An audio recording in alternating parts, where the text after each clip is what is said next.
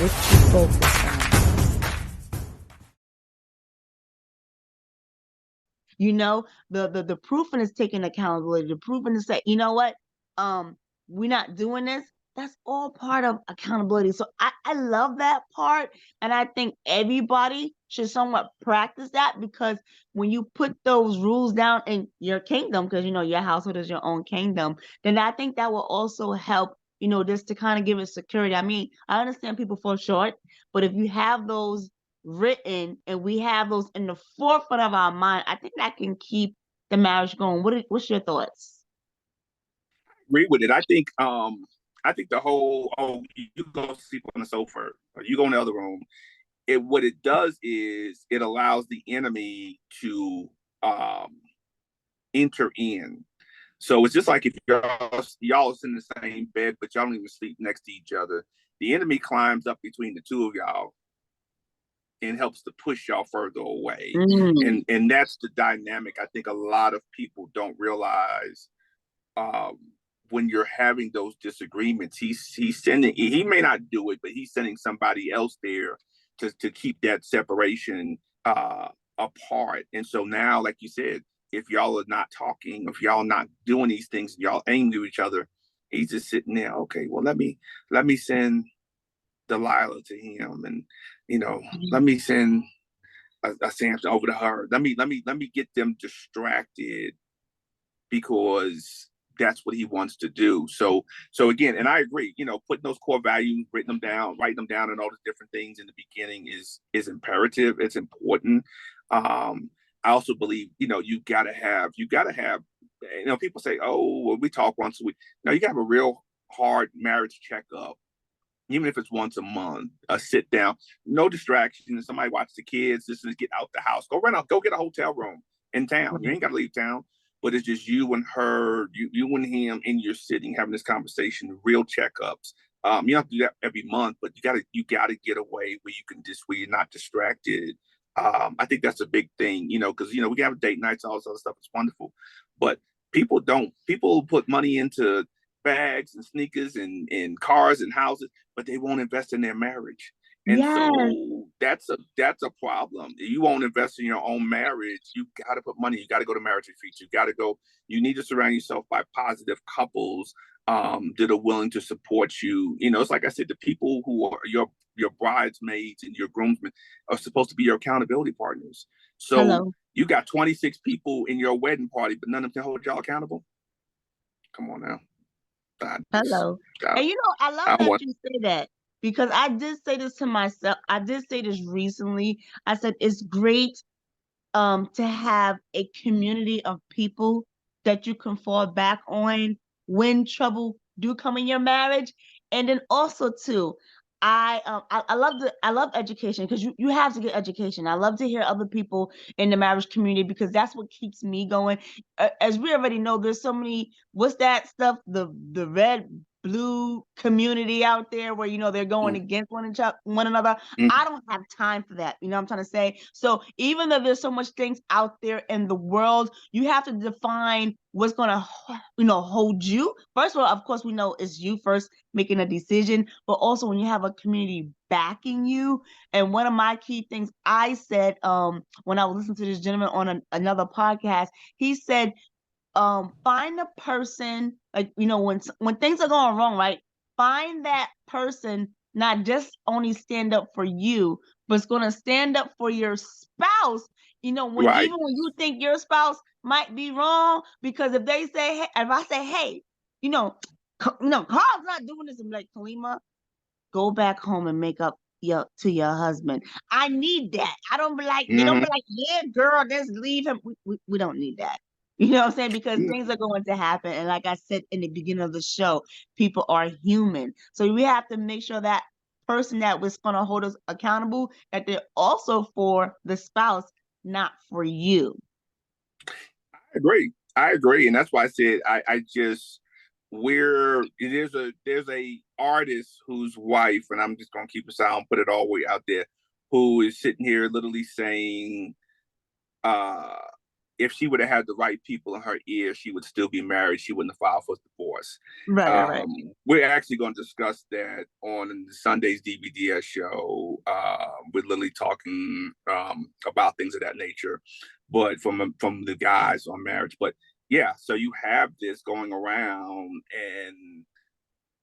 and I know people are like, oh, well, if you're that, if she's that weak that she let other people influence, influence can be strong, especially when Absolutely. you have the right people. So if you come and you say, oh, I'm tired of him, this and this, but they're not really getting the other side of the story. I lived through that, where there were things said about me, there were lies that were put out there, was all different types of stuff. But now here we are, as things came full circle. It's like, oh, well, you really weren't the problem, or you really, no, I wasn't. So, but I don't, it's not a like proud moment for me, but it's like there's two sides to the story. So if just because I'm friends with somebody, I might be best friends with a guy, and he's like, oh man, she's doing this, she's doing that, I'm still, because I'm your friend, I'm going to go talk to your wife, and I'm be like, hey, so and so said, this is going, what's going on? I want to hear her side on top of that, because even though I may have known him longer and been friends with him longer, I don't want to give him advice to say, you know what, just leave her, man. Put her back to the streets.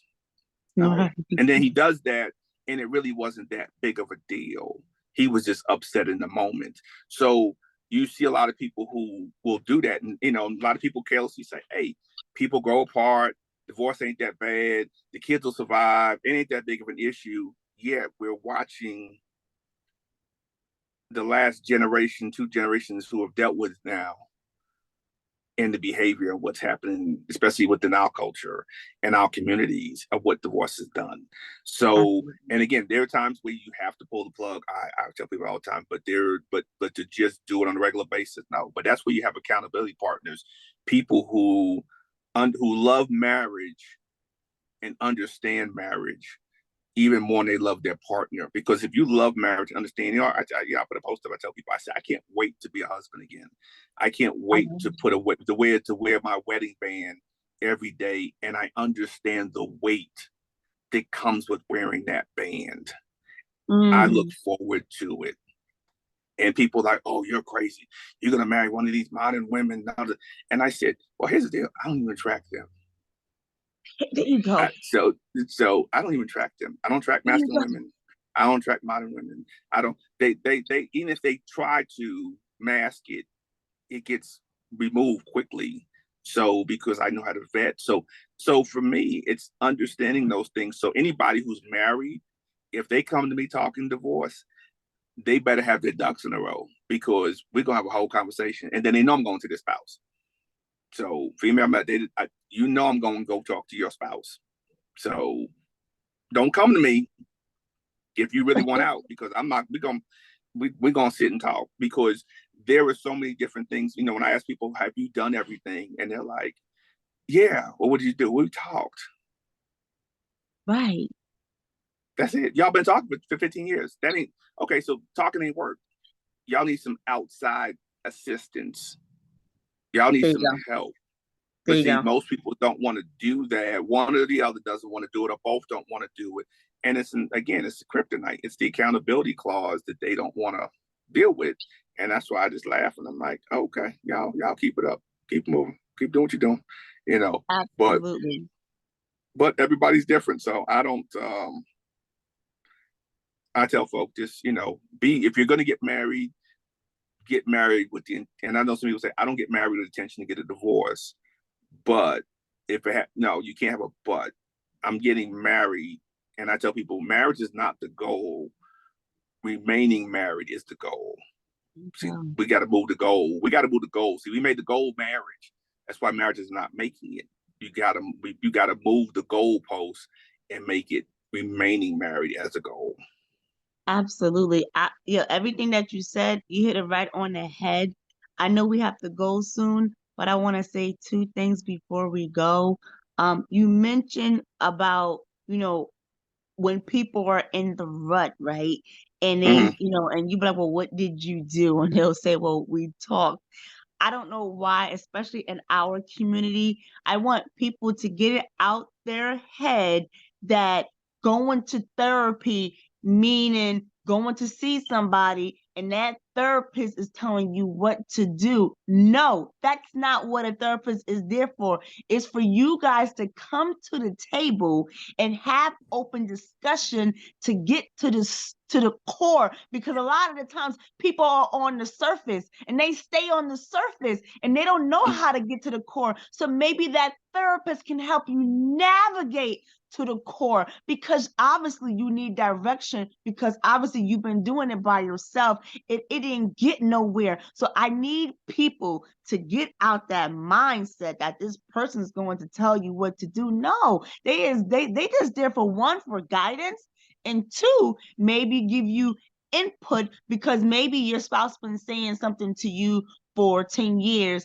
and you didn't get it because the way she said it, but in your mind Right. you're receiving it a different way, and it's like, now it might be time for you to open your mind and listen to what she says. You hear her, but you're hearing Mm-hmm. it in a way, because you know what, sometimes what happens, and this is important too, we don't realize how strong like your past is, right? So somebody could have said something to you in the past, right?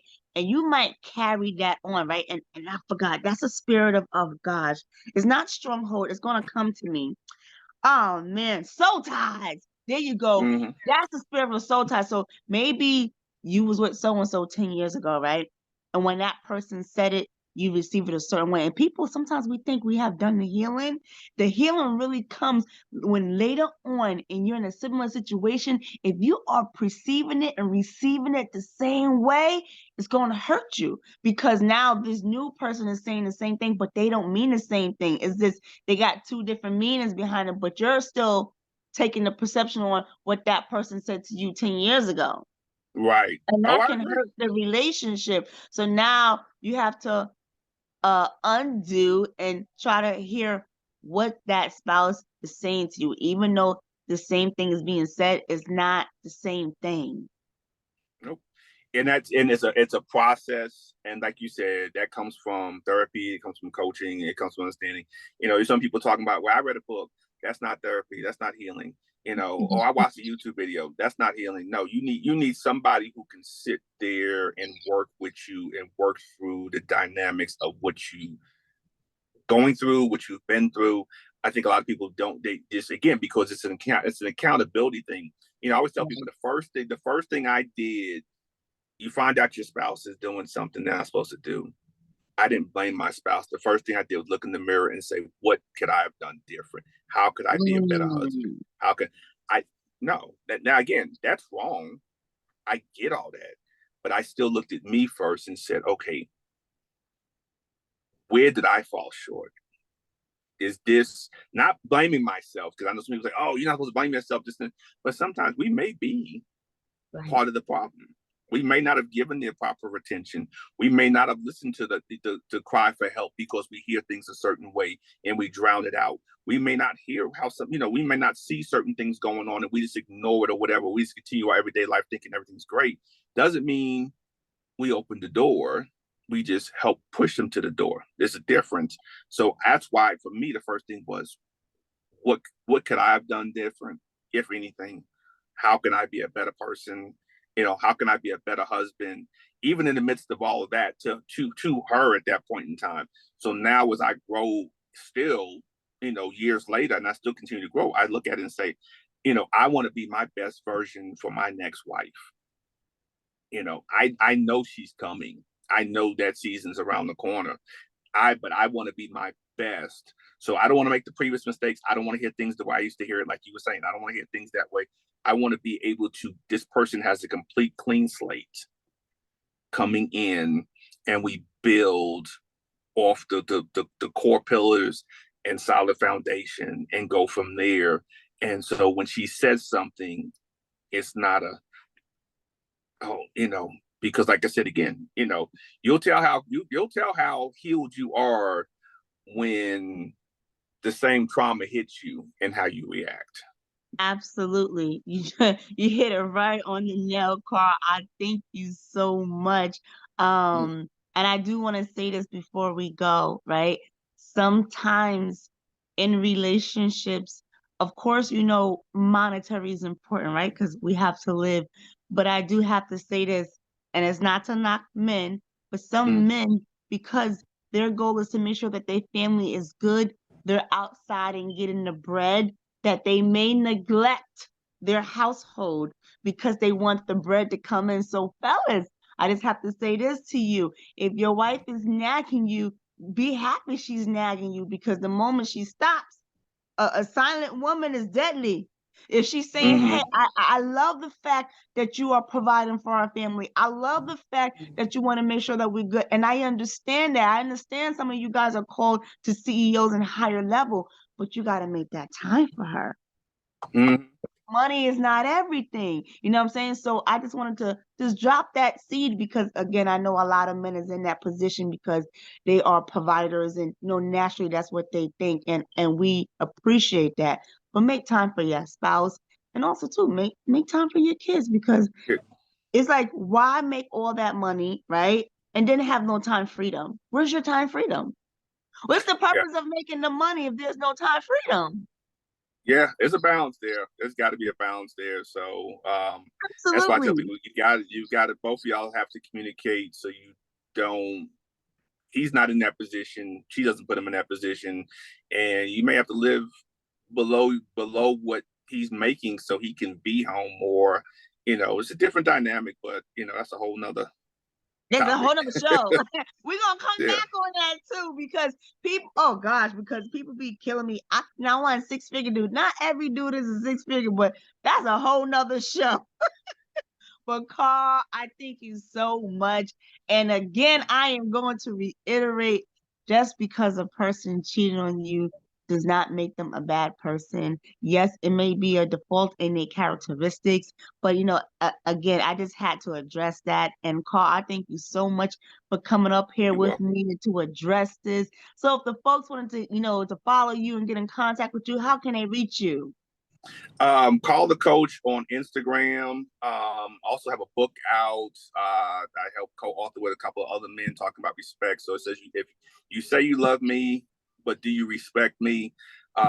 Is a international bestseller. You can go to www.coachingwithcarl.com. You can get a copy there. There are ebooks available also. So hard copies. If you order a hard copy, I'll autograph it first. They send it. But those are the best way to get call the coach, and then call the coach also on Facebook. You can follow me there. So and TikTok, I think it's the same thing on that one. So Awesome. Thank you so much, Carl. I appreciate you. Everyone, I want you to like, comment, and if you have not subscribed yet, hit that subscribe button. We want to hear your thoughts. I want to know what you thought about what Carl said, what I said. Does it resonate with you? If it did, share it with your brother or your sister. We will be back here next Tuesday, 6 p.m. Eastern Standard Time. And I thank you guys. I love you, and I see you guys next week.